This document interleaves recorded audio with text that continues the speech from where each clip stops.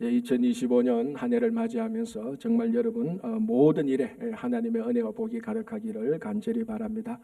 우리 지난 주일 2024년 마지막 주일 로마서 강해를 이제 다 보고 다시 구약으로 돌아왔습니다. 이제 구약으로 돌아오는데 어디로 돌아와야 되느냐? 이 에스라로 돌아왔습니다. 우리가 한 몇 개월 전에 구약을 보면서 열왕기하를 봤습니다. 자, 그럼 이제 성경에 보면은 열왕기하가 나오고 그다음에 역대상하가 나옵니다. 여러분 성경을 아시는 분은 알겠지만 열왕기상하고 역대상하고 이야기가 거의 겹치는 겁니다. 거의 겹치고요. 물론 자세히 보면은 차이들이 납니다. 그러나 우리가 그거 자세히 보는 차이를 밝혀내는 어떤 학자나 그런 우리가 수업하는 시간은 아니니까 열왕기에 나타났던 그 왕들을 통하여서 하나님께서 이스라엘에게 보여줬던 하나님의 그 위대하심, 하나님의 선하심이 역대기에도 그대로 나타납니다. 그 역사적인 사건은 똑같은 사건입니다. 그래서 역대상하를 건너뛰고, 왜냐하면 내용은 같으니까 이제 오늘 에스라로 넘어오겠습니다. 자, 오늘 본문 이제 에스라를 보기 전에 지금 이 본문에 대한 간단한 배경이 반드시 필요합니다. 자, 지금 이 에스라를 보는데 이때 시점이 어떤가 하면요, 기원전 538년입니다. 그 지금부터 한 255년 전이지, 2000년 지금부터 2550년 전 이야기입니다.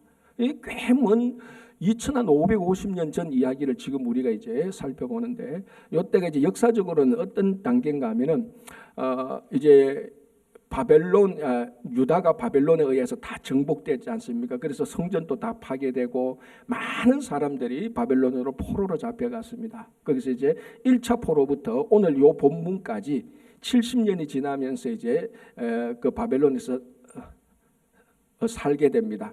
자, 오늘 요때가 언젠가 하면 그 중동 지역의 최고의 강대국인 바벨론을 페르시아라는 나라가 일어나서 페르시아가 바벨론을 정복합니다. 페르시아는 지금의 이란이라고 보면 됩니다. 이란이 과거의 페르시아입니다. 이 페르시아가 또 이제 바벨론을 정복하고 그 중동 지역의 최고의 강자로 떠오르는 겁니다. 자, 그래서 페르시아가 바벨론을 정복했는데 그때 왕이 고레스 왕이라는 사람입니다. 이 고레스 왕이 이제 BC 기원전 538년에 바벨론을 정복하고 조소와 공포를 하게 됩니다. 이걸 우리가 보통 오늘 설교 제목하고 똑같이 고레스가 칙령을 선포했다 그래서 고레스 칙령이라고 말을 합니다. 그래서 오늘 본문은 페르시아가 바벨론을 정복하고 난 다음에 이 고레스 왕이 딱 등장해서 온 페르시아 제국에 칙령을 선포합니다. 그 칙령 가운데 바벨론으로 포로 잡혀왔던 남유다 백성들에 관한 내용들이 나옵니다. 그 내용들을 이제 오늘 우리가 한번 살펴봄으로써 하나님께서 어떻게 이스라엘 백성들에게 역사하셨는가 이거를 보겠습니다. 자, 1절 2절을 제가 다시 한번 더 봉독해 드리겠습니다. 무슨 내용인가 한번 여러분 따라와 주시기 바랍니다. 1절 바사 왕 고레스 원년에, 이게 이제 기원전 BC 한 538년 정도 되는 겁니다. 여호와께서 예레미야의 입을 통하여 하신 말씀을 이루게 하시려고 바사 왕 고레스, 이 바사가 페르시아죠, 그죠? 바사 왕 고레스의 마음을 감동시키심에 그가 온 나라에 공포도 하고 조소도 내려 이제 칙령을 선포하는 것이죠. 이르되 바사 왕 고레스는 말하노니 하늘의 하나님 여호와께서 세상 모든 나라를 내게 주셨고 나에게 명령하사 유다 예루살렘에 성전을 건축하라 하셨으니, 요 내용입니다. 그러니까 바사 왕 페르시아 왕 고레스가 나타나서 칙령을 선포하는데 이게 뭔가 하면은 이스라엘 유다 백성들은 이제 예루살렘에 돌아가서 성전을 건축해도 된다라는 말입니다. 자, 이게 무슨 내용인가 하면은 그러면은 이제 바사 왕이 바벨론을 정복했고 바벨론에 포로 잡혔던 유다 백성들을 놓아주는 겁니까? 라고 말하면 예, 놓아주는 겁니다. 이제 해방되는 겁니다. 그러니까 쉽게 말하면은 이럽니다. 고레스 왕이 칙령을 선포해서 바벨론을 정복했으니까 바벨론에 있었던 여러 식민지 가운데 이스라엘 백성, 그 유다 백성들에게 야, 이제 너희들 자유다. 너희들 너희 나라로 돌아가고 싶으면 돌아가서 예루살렘에 가서 성전을 건축할 사람은 건축하고, 그래도 너희들 여기서 살던 그 버릇이 있어서 여기서 그대로 살아라. 이제 it's free, 자유롭게 살아라. 그래서 성전에 가서 너희들이 예루살렘은 성전을 지으라는 이 고레스 칙령, 이거는 바벨론 포로가 끝나는 날입니다. 바벨론 포로가 끝나고 이제 예루살렘에 가서 성전을 건축하게 하는 그 칙령입니다. 그리고 이게 이스라엘 역사에 있어서 굉장히 중요한 칙령이죠. 바벨론 포로에서 해방되는 거, 우리나라로 따지면 일본에서 해방되는 1945년 8월 15일 날 이제 대한민국은 해방됐다, 일본으로 해방됐다는 그 선포하고 같은 말입니다. 자, 이제 오늘 우리가 이 고레스 칙령, 이 내용을 두고 우리가 하나님의 말씀을 한번 살펴보려고 하는데요. 이 고레스 칙령의 첫 번째 의미가 무엇인가 하면요, 오늘 본문이 나와 있습니다. 1절에 이렇게 되어 있죠. 다시 볼게요. 바사왕 고레스 원년에 여호와께서 에레미야의 입을 통하여 하신 말씀을 이루게 하시려고. 고레스 왕이 바빌론을 정복하고 칙령을 선포한 이유가, 그 내용은 차지하고라도, 내용은 뭐 이미 우리가 알고 있고, 이 내용은 차지하고라도 왜 이 고레스 왕이 이 칙령을 선포하게 되었냐? 이걸 보니까 하나님께서 그 전에 에레미야 선지자를 통해서 선포했던 말씀을 이루게 하시려고. 자, 여러분, 이게 역사적으로 보면은, 성경을 보면은 에스라가 더 먼저 나와 있고 나중에 이사야, 예레미야 나오지 않습니까? 이 성경의 순서가, 그죠?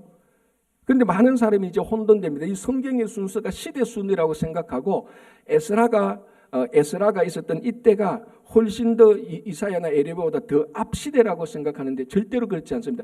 이사야, 예레미야가 더 먼저 앞시대고 이거는 그 다음 시대입니다. 그러니까 성경의 순서가 시대적인 순서다라고 혼돈하면 안 됩니다. 성경의 순서가 시대 순서하고 다릅니다. 이때입니다. 그러니까 이미 남유다가 멸망하기 전에, 멸망 막 할 때에, 우리가 앞에서 열왕기 때 봤지 않습니까? 예레미야라는 선지자가 나타나서 이 남유다는 바벨론에게 멸망해야 된다.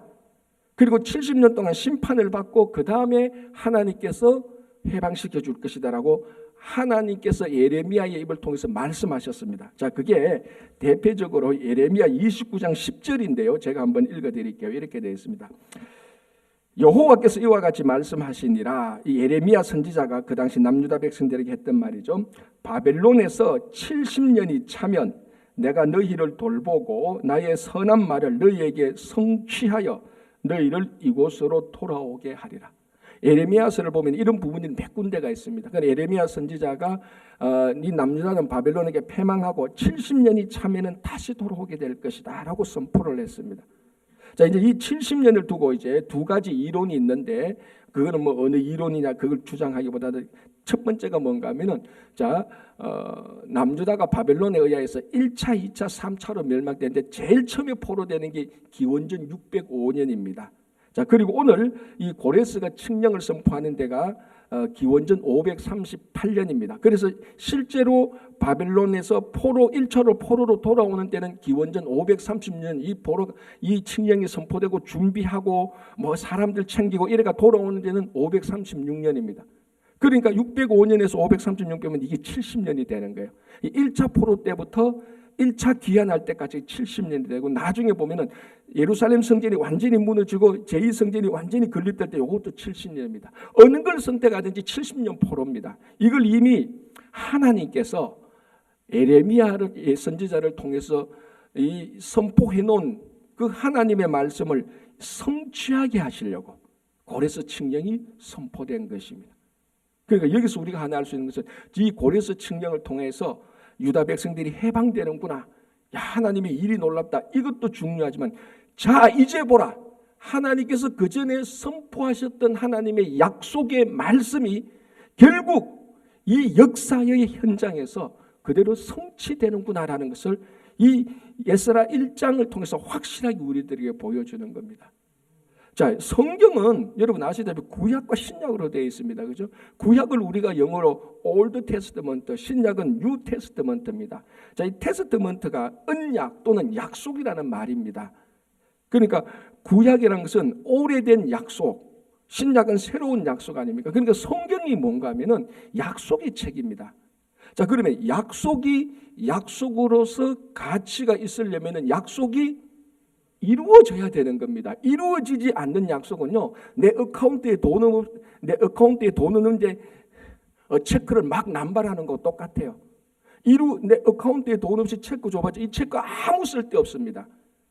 약속이 이루어지지 않으면 아무리 위대한 약속이라도 아무 쓸데 없어요. 그런데 이 성경에 나타난 하나님의 약속은 반드시 이루어진다는 것을 이 고레스 칙령을 통해서 명확하게 보여주는 겁니다.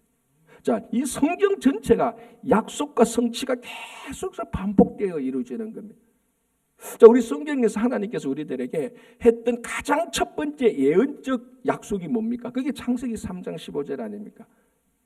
아담과 하와가 죄를 짓고 난 다음에 하나님께서 첫 번째로 인류에게 하신 말씀이 나중에 여자의 후손이 나와서 뱀의 머리를 상하게 할 것이다. 사탄의 머리를 상하게 할 것이다. 그 약속, 예언적 약속이 첫 번째인데 그게 결국 예수 그리스도 안에서 완전히 성취되는 것 아닙니까? 그죠? 자, 아브라함 보십시오. 아브라함에 대해서 우리 더 이상 할 말이 없을 정도로 너무 잘 압니다. 그 우상을 섬기고 있는 갈대아 우리에서 하나님께서 아브라함을 불러내면서 약속을 했지 않습니까? 그 약속이 뭡니까? 너 자녀를 하늘의 별처럼 많게 하고 이 자녀들이 살 수 있는 땅을 주겠다. 그래서 이 약속이 나중에 여호수아까지 들어가서 가나안에 들어가서 가나안 땅을 완전히 차지하게 되고 그 아브라함의 자손들이 거기 가서 다 살게 되는 겁니다. 그리고 또 이 약속이 다윗을 통하여 이루어지고 예수 그리스도 안에서 완전히 이루어지는 겁니다. 자, 이 고레스 칙령을 통하여서 하나님께서 우리들에게 보여주시는 것은 하나님의 약속은 성취되는 것이고 구약과 성경을 통해서도 우리에게 보여지는 것이 하나님께서 우리에게 주신 약속이 성취된다는 겁니다. 자, 이것을 우리가 오해하면 안 되는 것이 세상의 소원이 성취된다는 것하고 하나님의 약속이 성취된다는 것이 일치하지 않을 때가 많습니다. 이제 이런 설교를 하면은 전부 다 마음속에 많은 사람들이 마음속에 내 마음에 세상의 소원도 성취될 것이라고 이렇게 생각하는데 거기는 분명히 차이가 있습니다. 여러분, 우리가 아무리 예수를 믿고 아무리 뭘 해도 우리 삶 속에는 세상적인 소원이 성취되는 것하고 오늘 하나님의 약속이 성취되는 것은 우리가 구별할 줄 알아야 됩니다. 100% 확신하면서 드릴 수 있는 말씀은 우리 각자에게 주신 하나님의 약속은 다 성취되는 겁니다. 그게 내 당대에 성취 안 된다 할지라도 우리 자녀들의 세월이 계속 이어져 시간 문제지 하나님께서 우리 각자에게 주신 약속은 반드시 성취됩니다. 그러나 우리가 아무리 강한 열망을 가지고 세상의 소원을 가지고 있다고 해서 그 세상의 소원이 성취되는 것하고는 완전히 다른 이야기입니다. 올 한 해 하나님께서 우리 각자에게 주신 세상의 소원이 아니고 하나님의 약속이 다 성취되기를 바랍니다. 하나님의 약속은 때로는 기도를 통해서 우리들에게 주기도 하고요. 말씀을 읽을 때 또는 말씀을 들을 때 예배를 드릴 때 여러 가지 방법을 통하여서 하나님의 약속이 우리들 각자에게 그리고 우리 친구교회 공동체에게 약속을 주십니다. 이 약속은 이 고레스 칙령이 하나님의 말씀이 성취된 것을 보여주신 것처럼 우리 각자와 우리 교회 공동체에 주신 하나님의 약속이 올 한 해에는 정말 올 한 해가 이루어지지 않는다 할지라도 다음에는 반드시 이루어질 것이라는 그 확신 속에 사시기 바랍니다. 여러분, 우리가 진짜 예수를 믿는다면 내 세상의 소원이 성취되는 것보다 하나님의 약속이 성취되는 것이 훨씬 더 기쁜 것 아닙니까? 이 약속의 성취에 대한 확신으로 살아가시기 바랍니다. 자, 한 번 더 이제 1절과 5절을 보겠습니다. 1절 다시 한번 제가 봉독하겠습니다. 바사 왕 고레스 원년에 여호와께서 예레미야의 입을 통하여 하신 말씀을 이루게 하시려고 바사 왕 고레스의 마음을 감동시키심에 그가 온 나라에 공포도 하고 조수도 내려 이르되. 자, 5절로 건너뛰겠습니다. 이에 유다와 베냐민 족장들과 제사장들과 레위 사람들과 그 마음이 하나님께 감동을 받고 올라가서 예루살렘에 여호와의 성전을 건축하고자 하는 자가 다 일어나니. 자, 이게 이 1절과 5절을 연결시키면 이렇게 됩니다. 이 고레스 왕이 칙령을 선포했습니다. 자, 이제 너희들 예루살렘에 가서 성전을 건축하라. 그러니까 그 말을 들었던 사람들이 이제 움직이기 시작합니다. 예루살렘, 유다와 베냐민 사람들, 레위인들 이런 사람들이 우리가 예루살렘에 가서 하나님의 성전을 건축하라고 하면서 사람들이 다 막 일어나는 이 내용입니다. 자, 그러면은 1절에서 고레스가 칙령을 선포했고 5절에서 그 칙령을 들었던 유다와 베냐민 사람들과 레위 사람들이 그 칙령대로 움직이기 시작했습니다. 이야기가 연결되는데 이 1절 고레스 칙령과 이 고레스 칙령을 들었던 남유다 백성들과의 공통점이 뭐겠습니까, 여러분? 그렇죠. 감동이죠. 고레스 칙령도 하나님의 감동으로 이루어졌고 오늘 5절에도 보면은 그 하나님께 감동된 사람이 칙령을 듣고 야 우리 예루살렘에 가서 성전을 짓자라고 일어선 것입니다. 여기에는 하나님의 감동이 있었기 때문에 칙령이 이루어졌고 말하는 자 칙령 그러니까 고레스 왕이 명령을 했고 하나님의 감동을 받았던 자는 그 명령을 듣고 명령의 의미를 알고 움직이기 시작한 것입니다. 공통점은 다 하나님의 감동입니다. 우리말로 하면 성령께서 감동을 시키는 것이죠. 자, 바벨론에 그동안 70년 동안에 많은 왕이 있었는데 어떤 왕도 이 고레스 왕처럼 이스라엘 백성, 남유다 백성들을 고국으로 돌려보내서 성전을 지으려고 마음에 품었던 사람은 아무도 없습니다. 고레스 왕만 그랬습니다. 왜? 하나님께서 이 고레스 왕을 감동시키니까. 성령께서 역사하시니까 이방인이지만 고레스 왕이 그 감동을 받아서 이런 칙령을 발표하게 되는 것입니다.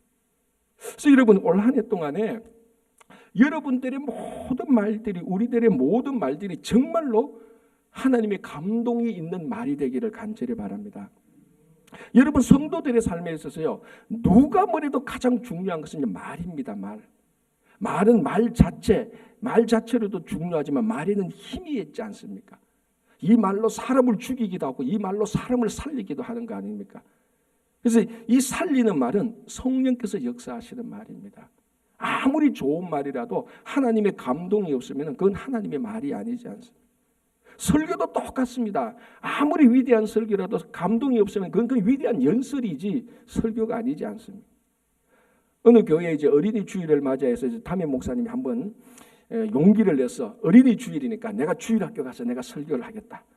이제 평소에 이제 전도사님이 설교를 잘했는데 오늘은 어린이 주일이니까 목사님이 가서 설교하겠다고 해서 뭐 어린이 주일이니까 내가 매일 어른 설교하는데 어린이 주일 그래 힘들게 있겠냐고 별 생각 없이 가서 설교를 했는데 애들이 듣습니까? 안 듣죠. 막 떠들고 막 웅숭숭하니까 목사님이 처음에는 막 자신 있게 갔는데 안 듣는 거예요. 막 식은 땀을 내는 거예요. 애들도 언제 끝나나 하여튼 말하는 자도 듣는 자도 다 막 지겨움 속에서 이래서 이제 설교가 끝나고 이제 목사님이 또 기도하고 헌금하고 이제 또 전도사님에서 이제 공지하고 또 목사님이 가셨으니까 마지막으로 축도해 주지 않습니까? 그런데 축도한다고 두 손을 딱 드는 게 어린아이들이 축도하는 거 처음 봤잖아요. 그러니까 옆에 애가 야 목사님 왜 저 두 손 들고 저렇게 있냐 하니까 옆에 애가 그랬죠. 야 그것도 모르냐. 오늘 설교 망쳤다고 하나님 앞에 벌 쓰고 있는 거 아니야 이렇게 했다는 거예요. 듣고 보니까 제가 가슴이 딱 찌릿하더라고요. 이 교회 조크죠. 교회 농담인데요. 교회 에피소드인데요. 하나 중요한 게 있지 않습니까? 설교를 하든 말을 하든 그것이 하나님의 감동으로 전해지지 않으면요. 어른이나 젊은이나 늙은이나 남자나 여자요. 그게 하나님의 말씀이 들어가지가 않습니다. 이 고레스 칙령이 가장 위대한 것은요. 이 칙령의 이 내용도 좋지만요. 이 칙령에 하나님께서 감동했다는 겁니다. 감동했다는 것. 그러니까 이 칙령이 막 역사를 드러내는 겁니다. 자, 그러면은 5절 보니까 그 칙령을 듣는 자들이 또 감동을 받은 겁니다.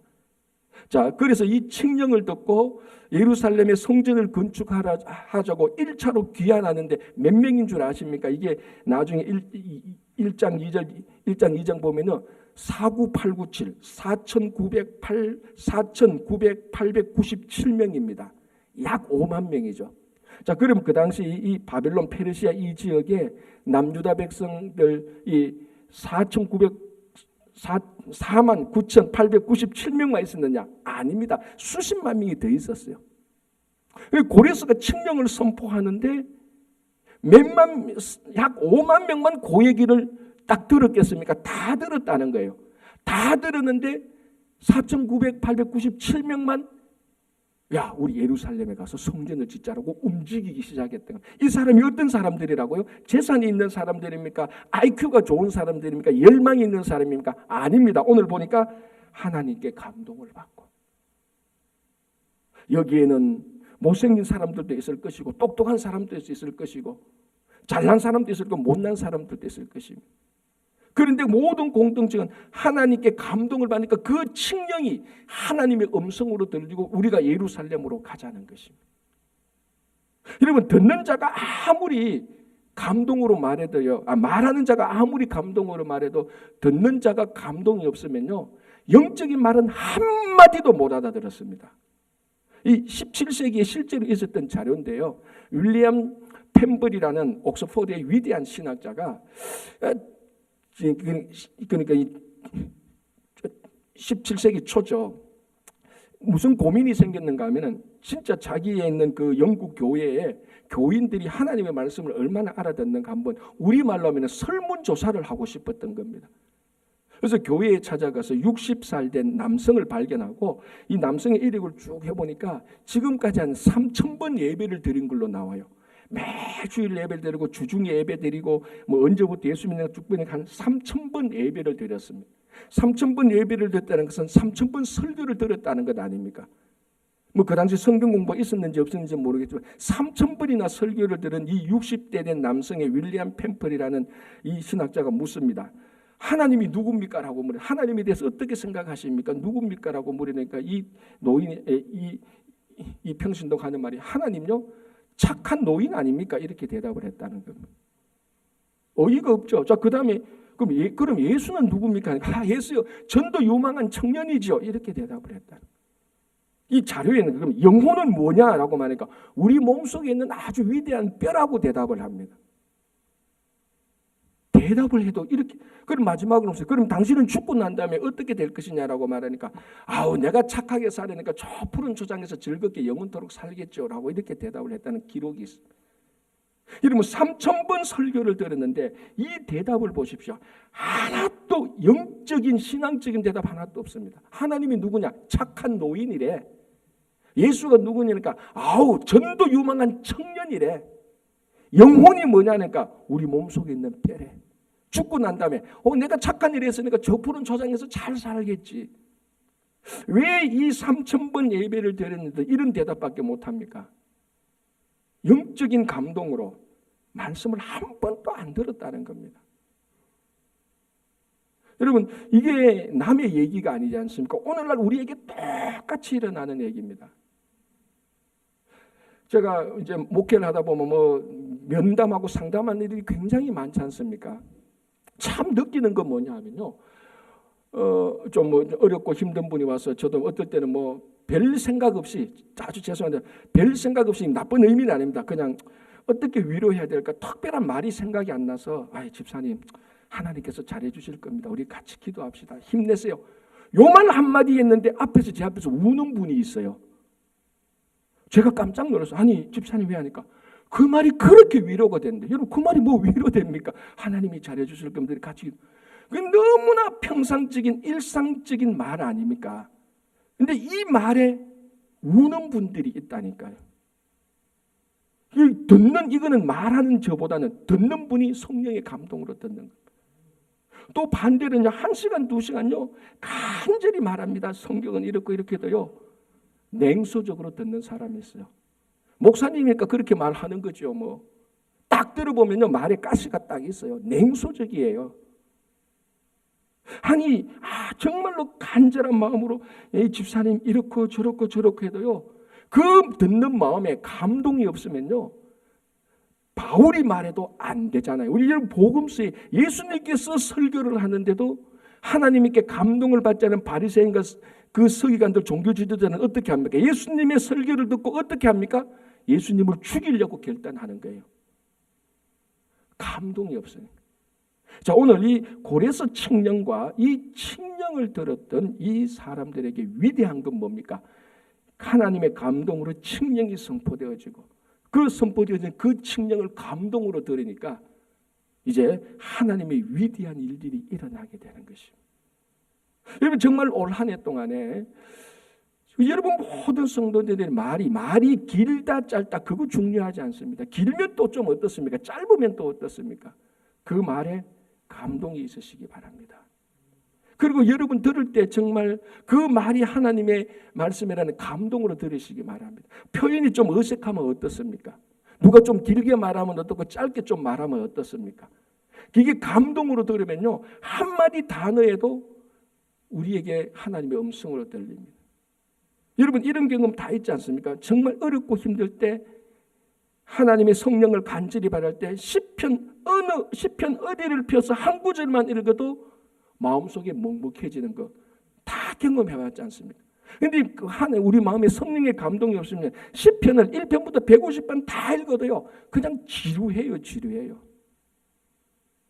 왜 예배에, 왜 기도에, 왜 말씀에 신앙의 거룩한 재미가 없습니까? 그건 하나님의 감동이었기 때문입니다. 그래서 오늘 이 5절에 보면은 그 마음이 하나님께 감동을 받고 다 올라가는 겁니다. 하나님께 감동, 성령의 감동으로 말하고 듣는 올 한 해가 되었으면 참 좋겠습니다. 자, 그리고 이 성령의 감동이 하는 일은요, 세상의 위대한 일을 성취하는 건 아닙니다.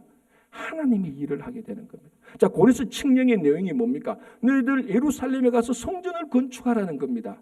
자, 여러분, 이 바빌론에 있었던 사람들한테 한번 생각해 보십시오. 이게 얼마나 불편한 일입니까? 이미 바빌론에서 다 정착된 사람들입니다. 1차 포로 때 온 사람은 70년을 살았어요. 70년 살면 두 세대 이상 삽니다. 여러분 이민이 와서 70년 살면 그게 다 정착되는 것 아닙니까? 자녀들 이미 다 주류 세대 다 들어가고 우리 이민 와서 70년 살면요 미국이 얼마나 편한지 모릅니다. 이거 다 접고 한국 가라면요 굉장히 불편해요. 그리고 뭐 한국 가서 살아라는 겁니까? 성전을 건축하라는데 얼마나 불편한 일입니까? 고레스 칙령 자 너희들 이제 보내줄 테니까 예루살렘에 빨리 가서 거기 가서 부동산 매입하고 빨리 가서 비즈니스 이런 거 빨리 하면은 블루오션이다. 이런 칙령을 듣고 움직인 사람이 아니에요. 성전을 건축하라. 하나님의 일 아닙니까? 그래서 성령의 감동이 있는 것은요. 세상의 위대한 업적을 성취하게 하는 것이 아니고 하나님의 일을 성취하게 하는 겁니다. 그래서 참 이런 본문을 볼 때요. 여러분 세상의 일에도요. 인간적인 감동이 있는데 우리가 하나님의 일을 하는데 여기에 하나님의 감동, 성령의 감동이 없으면요. 이 일이 크든 적든요. 늘 짜증나고 불평나고 힘들어요. 늘 다른 사람은 나는 이만큼 하는데 왜 다른 사람은 요만큼 하느냐. 이게 하나님의 감동이 없으면요. 하나님의 일을 하는데 세상 일이 되니까요. 너무 힘들고 피곤하고 그래서 그 일 때문에 서로 갈등이 생기는 것 아닙니까? 여러분 그 이탈리아의 가장 유명한 크리스마스 식빵이라고 그 크리스마스 빵으로 알려진 게 파네토레라는 빵이 있습니다. 이게 밀라노에서 생긴데요. 제가 그거를 읽어보니까 참 재미있는 일이 있더라고요. 파네토네의 뜻은 토니의 빵이라는 겁니다. 일화가 두 개 있는데요. 아주 간단하게 말하면은 이제 중세 때에 그 밀라노에서 대저택의 성에 있는 하인이 뭔가 이제 그 집에 들어온 손님을 위해서 디저트를 만들어야 되는데 뭐 아무 재료도 없는 거예요. 그런데 그 집에 요리사가 요리하고 남은 재료들 그 재료들을 가지고 이렇게 해서 큰 빵을 만들어서 그 성에 찾아온 사람을 대접했는데 이게 대박을 터뜨린 거예요. 그래서 이 빵 누가 만들었냐? 토니가 만들었다 해서 파네토레. 그래서 사람들이 막 그 빵을 먹고 지금까지 그 파네토레가 밀라노에서 나온 가장 유명한 크리스마스 빵이라는 설이 있고 또 하나는 그 시점에 이제 귀족 청년이 빵집 주인 딸을 사랑했어. 그러니까 신분이 안 맞잖아. 그런데 그 딸을 사랑하니까 이 딸의 아버지가 빵집 주인인데 그 빵집 이름이 토니 가게래. 그래서 이 귀족이 어떻게 하면은 자기가 사랑하는 그 여인의 마음을 얻을 수 있을까? 그래서 아버지가 빵집이니까 자기도 제빵사 분장을 해가지고 빵을 만들어줬는데 이게 또 대박을 친 거래. 그래서 그 장사도 그 가게도 잘 되고 그리고 그 여인하고도 결국 나중에 그 결혼을 해서 이 빵이 또 파네토레 이런 뭐 아주 사소한 에피소드가 있더라. 제가 그걸 보면서 무슨 생각이 드는가 하면은 이 세상에 빵 하나에도 감동적인 이야기가 있구나. 뭐 위대한 감동은 아니지만은 일상의 소소한 감동이 있구나. 이 감동의 이야기가 지금까지 우리들에게 전해 내려지고 그 빵을 먹는 사람들이 그 이야기를 한다는 것, 이걸 볼 때에 우리가 하나님의 일을 하는데 이 하나님의 감동이 없다면 이게 무슨 하나님의 일이냐. 심지어 세상에 빵 이야기 하나도 수백 년이 지나도 그게 인간적인 감동이 있는데 우리가 하나님의 창조주 하나님의 가장 위대한 일을 하는데 그게 하나님의 감동 없이 인간의 생각과 자기 이익과 자기 편리로 하나님의 일을 한다면 그게 무슨 하나님의 일이 되겠느냐는 거예요. 여러분, 이 성전 건축하는 거요, 이거 자기 재산들 다 내놔야 돼. 누군가는 재산 내놔야 되는 겁니다. 좀 이따 보겠지만 누군가는, 여러분, 이 바빌론 이적에서 가나안까지 가는데 예루살렘까지 1500km입니다. 그 여행길 다 가야 돼요. 그리고 바빌론 그 땅에서 다 기득권까지 있는 거 다 내려놓아야 돼요. 너무너무 불편해요. 자기 이익을 위해서 가는 것 아니지 않습니까? 그럼에도 불구하고 성령께서 역사하시고 하나님의 일이 되니까 이 49,897명이 다 들고 일어나서 우리가 가겠다라고 하는 겁니다. 그러니까 하나님의 일에는 하나님의 감동이 있어야 되고, 다른 말로 하면요, 하나님의 감동이 있는 그 일이 하나님의 일입니다. 여러분, 올 한 해 동안에 또 우리가 교회를 위해서 봉사하고 세상에 나가서 하나님의 일을 하게 되는 많은 일들이 있을 겁니다. 그것이 아무리 크든 아무리 적든 그게 정말 하나님의 감동, 성령의 감동을 하면요, 그 일이 다 즐겁고 기쁘고 정말 하나님께 영광이 되는 일이고, 아무리 적은 일이고 아무리 어떤 일을 할지라도 하나님의 감동이 없으면요, 또 한 해 동안 또 피곤한 봉사가 될 수밖에 없습니다. 정말 하나님의 일을 하나님의 감동으로 하는 여러분 모두가 되기를 간절히 바랍니다. 자, 2절 한번 보겠습니다. 2절 이렇게 되어 있습니다. 2절에 바사왕